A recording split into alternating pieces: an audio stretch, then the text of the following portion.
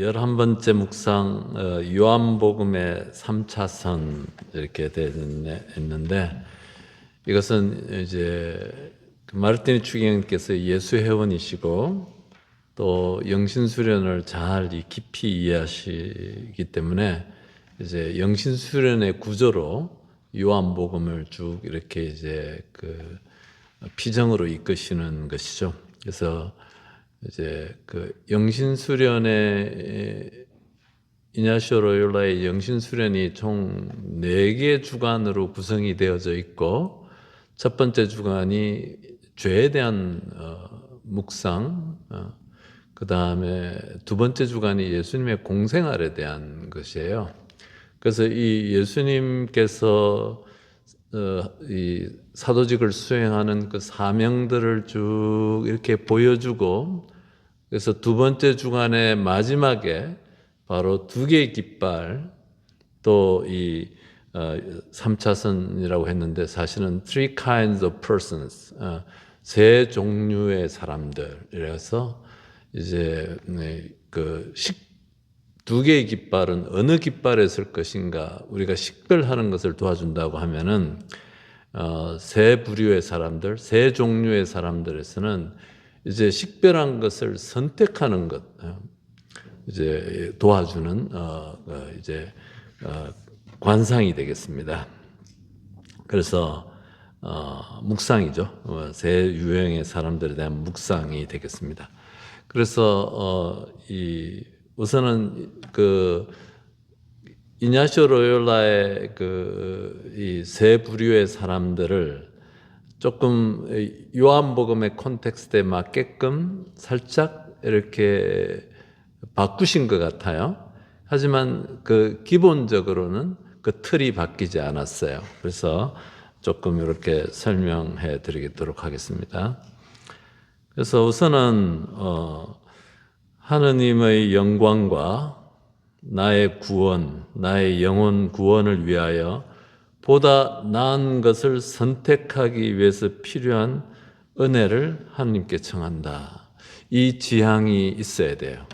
그러니까는 이 갈망이 있어야 되는 것이죠. 우리가 하느님의 영광을 위해서, 또 나의 구원을 위해서 정말 더 나은 것을 선택하려고 하는 이 디자이어, 갈망이 있지 않고 그냥 이런 것 아니야, 그냥 나는 그냥 나에게 더 좋은 것을 선택하고 나의 어쩌면 지적 만족만을 위해서 내가 이렇게 한다라고 했을 때는 이런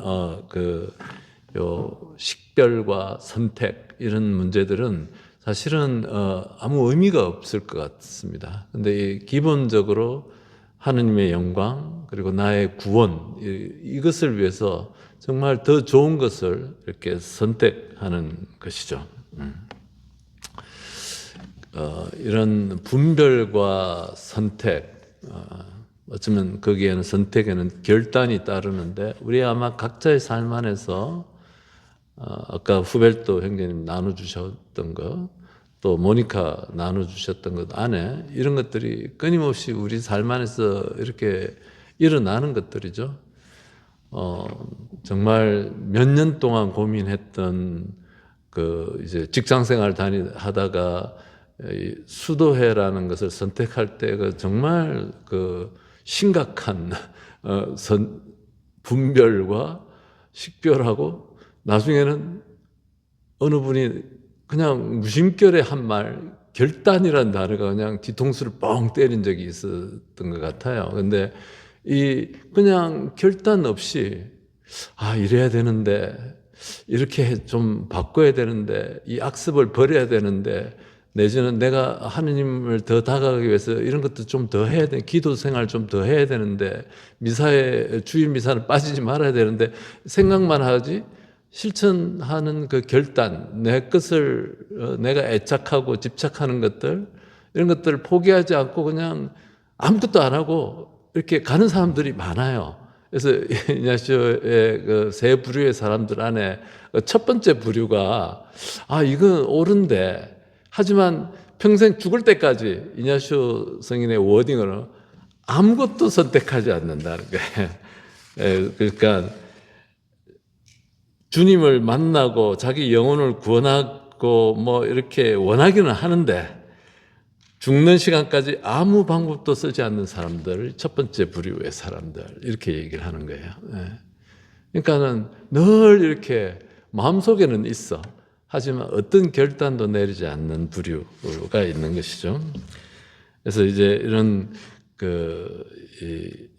선택하기 위해서 결단하는 것들이죠. 그래서 이제 그 중에 제일 중요한 것들은 이제 우리가 애착하는 것, 애착하는 것으로부터 해방되는 문제인데, 이제 이냐수 성인 시대 때, 이게 지금 500년 전 얘기잖아요. 그러니까 이제 돈으로 이렇게 설명을 하시고, 아마 지금도 돈으로, 액수는 달라졌겠지만, 돈으로 선택하는 것이 가장 이렇게 좀 적절한 것 같기는 해요. 그러니까 이렇게 얘기하십니다.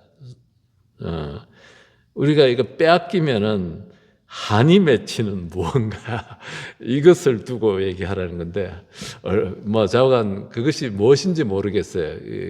근데 각 사람마다 다 다를 수 있는데, 이제 그것을 저는 오후에 이것을 가지고 제가 이 강의 자료를 만들어 놓고 생각하다가 가장 현대 그래도 좀 비슷하게 적절한 것은 부모님 유산을 갖고 벌어지는 형제들 사이에 어떤 갈등, 유산이 예를 들면 아주 많아.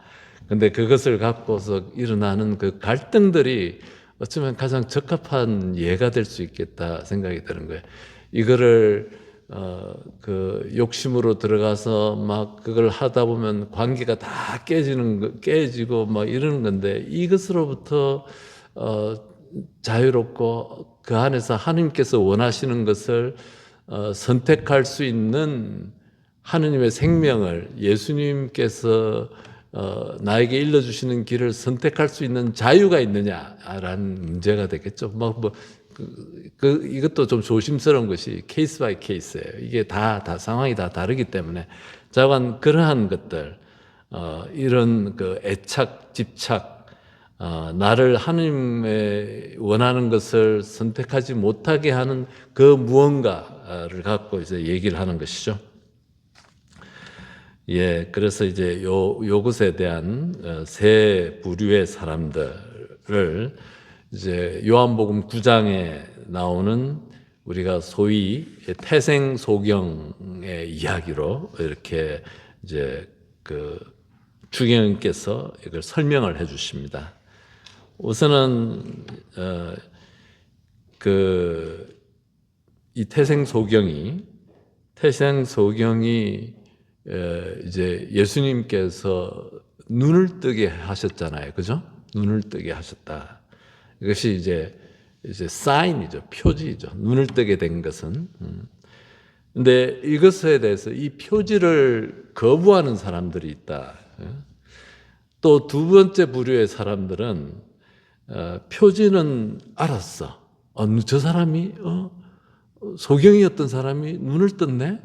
저기서 구걸하던 사람이 눈을 떠가지고 막 걸어다니네. 알았는데, 하지만 그 표지로부터 하느님의 사랑과 우정으로 나아가지 못하고, 그리고 주위 사람들이 좀 이렇게 압박이 들어오니까는 슬그머니 이렇게 아무것도 하지 않는, 그러니까 이런 사람. 이냐시오 성인의 Three Kinds of Person에서는 이 사람들을 뭐라고 했냐면 두 가지다 하고 싶어 하는 사람들, 두 가지다 하고 싶어 하는 사람들, 또 심지어는 하느님을 자기가 원하는 쪽으로 맞추려고 하는 사람들, 이렇게 설명을 하시는 것이죠.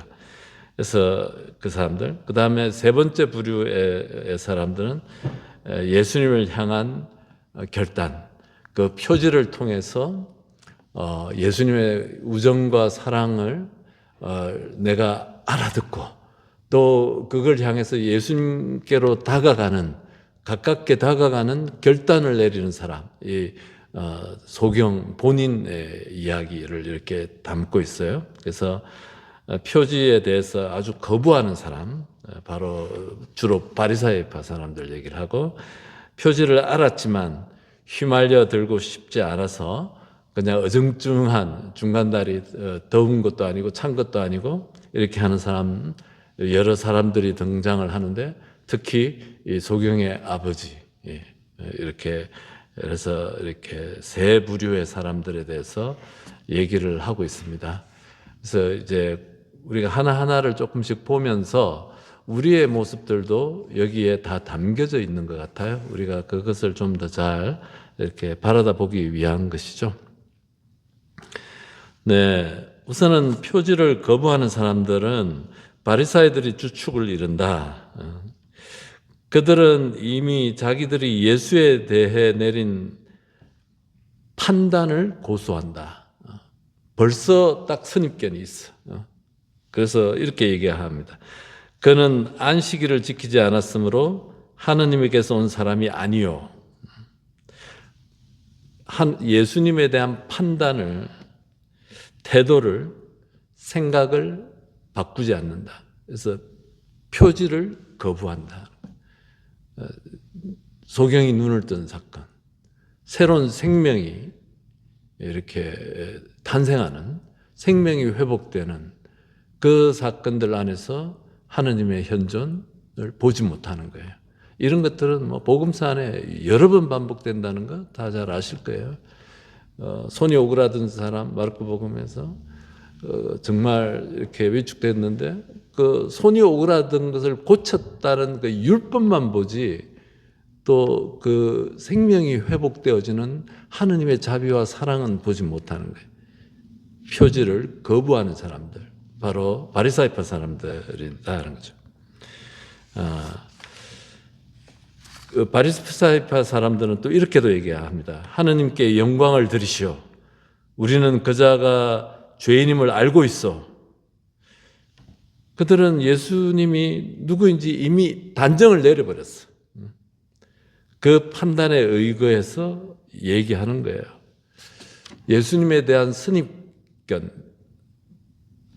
또 어떤 생각과 판단들, 그거는 아주 다양한 스펙트럼으로 우리에게 다가오는 거예요. 많은 우리 분들도 예수님의 그냥 하느님의 아들이야. 누가 전해준 교리 시간에 배웠던 그 태도로, 그 판단으로 예수님 그냥 봐버려요. 근데 예수님께서 우리와 일상 안에서 함께 하시는 그 표지들을 우리의 선입견이나 편견으로 생각이나 내 안에 들어와 있는 어떤 태도들로서 거절해 버리는 것이죠.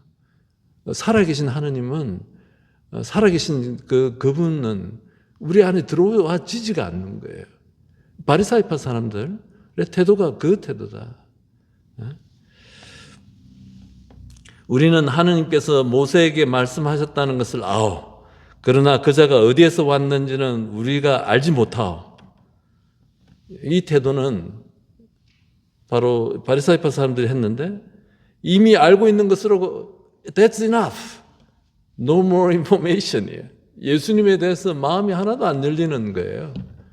지금 그 태생소경의 이야기 안에서 바리사이파 사람들이 예수님을 거절하고 박해하고 하는 이 모든 것들이 닫힌 마음, 선입견, 미리 내가 예수에 대해서 갖고 있는 어떤 기존의 그 틀, 그러면서 다 거절해 버리는 거예요.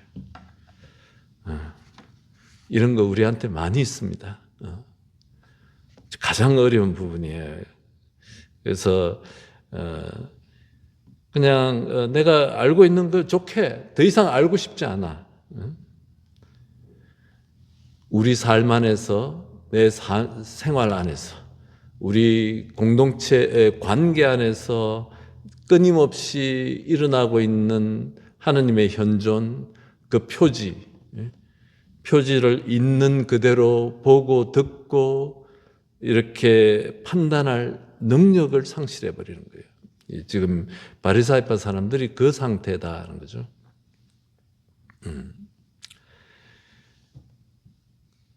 그래서 이제 이러한 태도들이 요한복음은 이 태도가 율법을 고수하려는 열성에서 온 것이라고 암시하고 있다.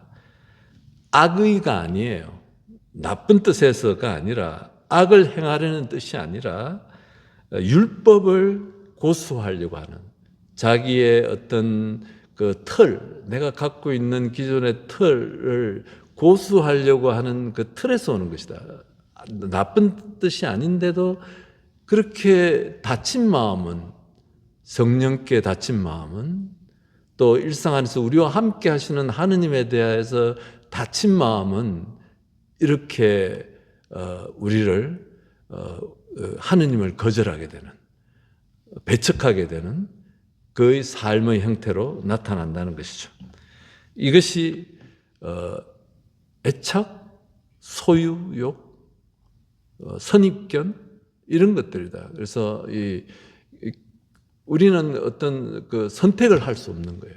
이런 것 때문에 예수님을 향한 보여주시는 그 선택들을, 예수님께서 우리에게 일상 안에서 보여주는 그런 것들을 내가 자유롭게 선택할 수 없는 것들이 이런 선입견과 편견과 기존 들어와 있는 이런 생각과 태도들, 더 이상 알려고 하지 않는 그 태도들, 이런 것들이 바로 바리사이파 사람들의 태도이고 또한 우리들의 태도이다라고 이렇게 얘기할 수 있겠습니다.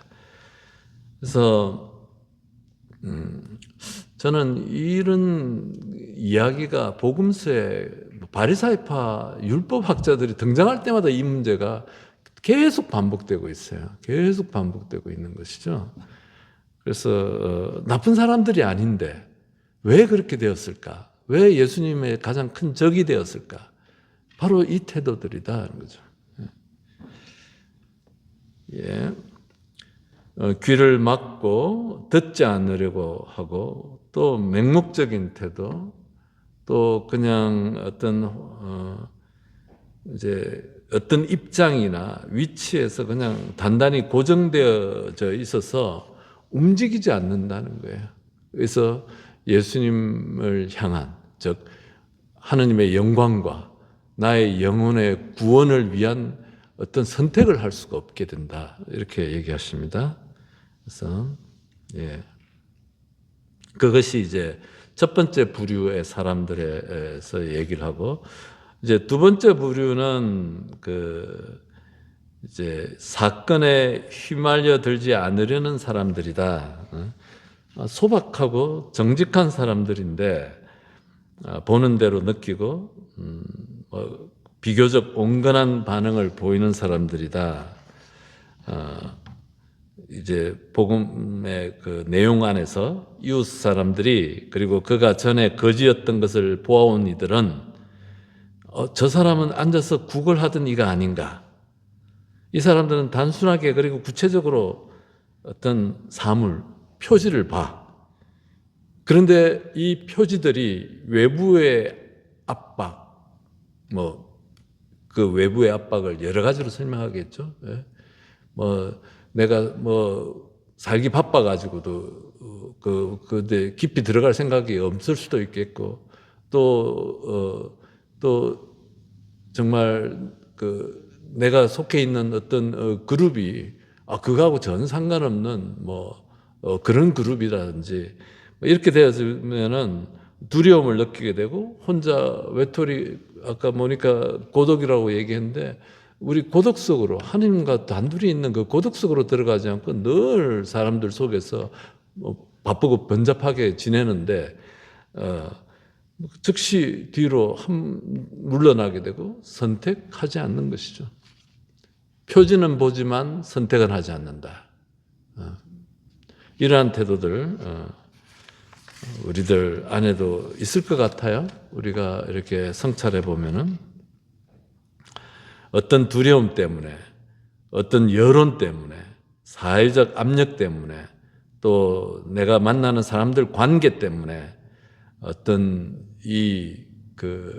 표지를 내가 선택하는 것들, 제약을 받는 것이죠. 그래서 바로 하느님의 영광, 나의 구원을 위한 신앙적 결단이나 선택을 하지 못하는 두 번째 부류가 여기 있는 것이다 하는 거죠. 예. 그래서 이제 세 번째 부류의 사람들, 이렇게 몇몇 사람들은 이런 표지를 받아들이려는 자세를 취했다. 그는 예를 들어 복음서에 그는 안식일을 지키지 않음으로 하느님에게서 온 사람이 아니요 하고, 어떤 사람들은, 또 어떤 이들은 죄인이 어떻게 그런 표징을 일으킬 수 있겠소 하여 그들 사이에 논란이 일어났다. 그러니까 어떤 사람들은 아주 다쳐버렸고, 어떤 사람들은 다치지 않고 이렇게 그 표지를 받아들이려고 하는 사람들이 있다. 근데 예수께 결단을 내려 예수님께 다가오고 예수님을 따르게 되는 사람은 눈을 뜨게 된 그 소경 본인의 이야기를 하는 거죠. 그는 이 정말 자기에게 닥친 사건이 무엇인가를 차츰 깨닫게 되고, 그리고 그 묻는 말에 대답하면서 순리에 맡겼고, 그리고 자기에게 은혜를 베푸신 분이 누구인지를 알게 된다. 이거 너무너무 누구인지를 알게 되는 것, 예수님을 알게 되는 것, 그것이 복음서의 핵심을 이루는 거예요. 그래서 표지를 알아보고 자기에게 일어난 이 표지들, 뭔가 something happened, 내 삶 안에서 일어났어. 그걸 알아보고 그 표지를 통해서 주님이 보여주신 우정과 그 사랑을 알게 되고, 그리고 다 죄인이라고 멸시하고 손가락질하고 무시하고 버려두고 했던 그 사람이 예수님의 우정, 예수님의 사랑을 알아듣고, 그래서 주님께로 다가가서 주님을 따르기로 이렇게 했던 그 태생소경의 이야기가 있다는 거죠. 이것이 셋째 부류의 사람, 우리가 신앙적 결단, 주님의 하느님의 영광을 위하고 나의 구원을 위해서 예수님을 더 가깝게 따르기 위한 결단 선택을 하는 사람들에 대한 이야기를 하는 것입니다. 예. 그래서 이렇게 그 마지막에 추기경께서는 이렇게 얘기를 마무리를 지으셔요. 우리가 갖고 있는 이런 애착들, 모든 사슬, 인연에서 우리를 묶고 있는 사람들과의 관계도 큰 사슬이죠, 사실은. 그 다 버리라는 게 아니고 그 관계들도 그 하느님의 영광과 내 구원을 위해서 우리가 잘 그것을 키워 나가야 되는 것이죠. 그래서 이렇게 이런 것들에서 자유롭게 선택하려고 하면은 그리스도의 가난함, 그리스도의 겸손한 삶, 그리스도의 사랑이 담겨 있는 그 인격에 접해야 된다. 다시 그리스도의 인격과 만나는 것, 그리스도를 만나는 것, 이것이 우리의 선택을 이렇게 좀 자유롭게 할 수 있는 것들이다. 그래서 이렇게 그리스도를 알게 된 다음에는 우리가 이렇게 이 선택에서 조금 더 방향을 잡게 되고 좀 더 이렇게 내 애착으로부터 자유롭게 선택할 수 있다. 이렇게 얘기할 수 있겠습니다. 그래서 이 둘째 주간의 마지막 바로 우리 이제 신앙은 선택이고 결단이다. 그냥 아무것도 하지 않거나 또 하느님을 심지어 오히려 나에게 맞추려고 하거나가 아니라 우리가 하느님께 다가가고 또 다가가기 위해서 내가 애착하고 집착하고 있는 것들, 내가 이렇게 자유로워질 그런 선택과 결단에 대한 이야기가 바로 요한복음서의 그 3차선이라는 주제에서 우리가 기도하고 또 머물기는 주제가 되겠습니다. 좋습니다. 자, 마치도록 하겠습니다. 성부와 성자와 성령의 이름으로 아멘. 주님, 마르티니 추기경님을 저희들이 이 책을 통해서 깊이 만나고 그분께서 또 남기신 이런 신앙적 유산을 저에게 나눠주신 것에 감사드리고 참회를 드립니다. 묵상을 더 깊이 우리가 머물게 되면서 당신을 더 잘 따르고 더 잘 선택할 수 있도록 저희들을 이끌어 주십시오. 영광이 성부와 성자와 성령께